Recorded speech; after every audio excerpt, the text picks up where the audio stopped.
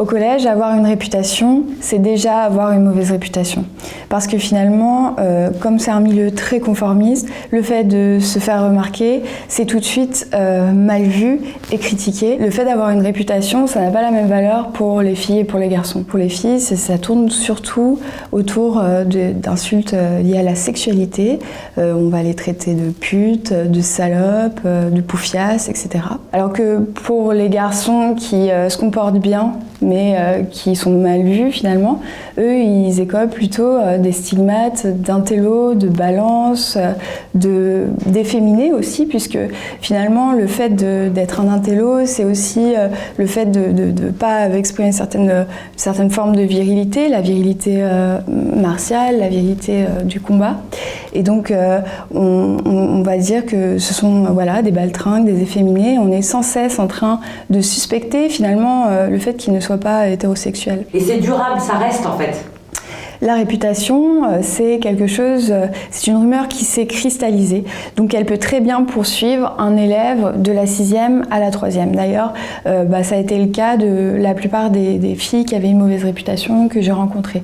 Maintenant, c'est possible de s'en sortir en changeant un peu de groupe. C'est-à-dire qu'on est menacé par cette réputation au moment où on quitte le groupe, parce que le groupe est là en train de dire « mais en fait, t'étais notre ami, mais tu vas voir quelqu'un d'autre, et puis tu changes, et puis tu fais trop la meuf, tu fais trop le mec, et finalement t'es plus vraiment toi-même, etc. » Mais au moment où il y a un changement de groupe réussi, alors là, finalement, la réputation qu'on avait dans le groupe, elle n'a plus tant de valeur que ça, et puis on peut recommencer à se construire. Dans les cours de collège, il y a beaucoup de commérages, parce qu'il y a beaucoup de moments où les jeunes s'ennuient, finalement, donc ils sont ensemble en train de faire la queue pour aller à la cantine, ils sont ensemble en permanence, ils n'ont pas le droit de sortir, contrairement au lycée.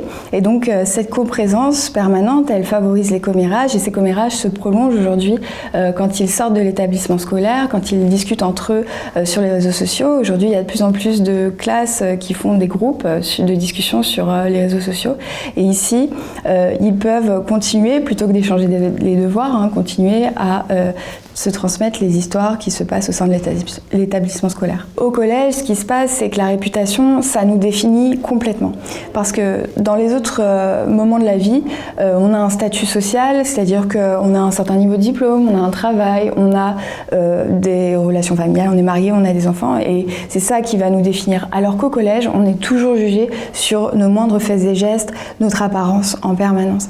Et c'est pour ça que c'est complètement dramatique pour un collégien de perdre sa réputation, puisque finalement la réputation, c'est ce qui lui garantit de pouvoir avoir des amis et de pouvoir avoir une scolarité qui soit vivable. Finalement, la grande difficulté face aux mauvaises réputations pour les enseignants, c'est qu'ils doivent se positionner dans le cercle de l'intime, et c'est pas forcément leur rôle, ils se sentent pas forcément prêts ni outillés pour le faire. Et en fait, quand on creuse un petit peu, qu'on discute avec les CPE, avec les enseignants, pour qu'ils remarquent les réputations, finalement, c'est pas les élèves eux-mêmes qui vont venir leur dire, c'est qu'il y a eu tout d'un coup une catastrophe, une grande bagarre, un gros problème, et donc ça a dégénéré outre ce qui est autorisé par le règlement, et c'est seulement là que les personnels de l'éducation vont se rendre compte des problèmes qu'il y a derrière, si tant est qu'ils creusent. Alors il y en a certains qui prennent le temps de creuser, puis il y en a d'autres qui sont tellement dans une urgence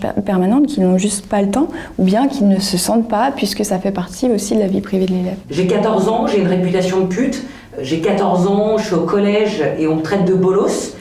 Qu'est-ce qui fait que cette réputation va changer ?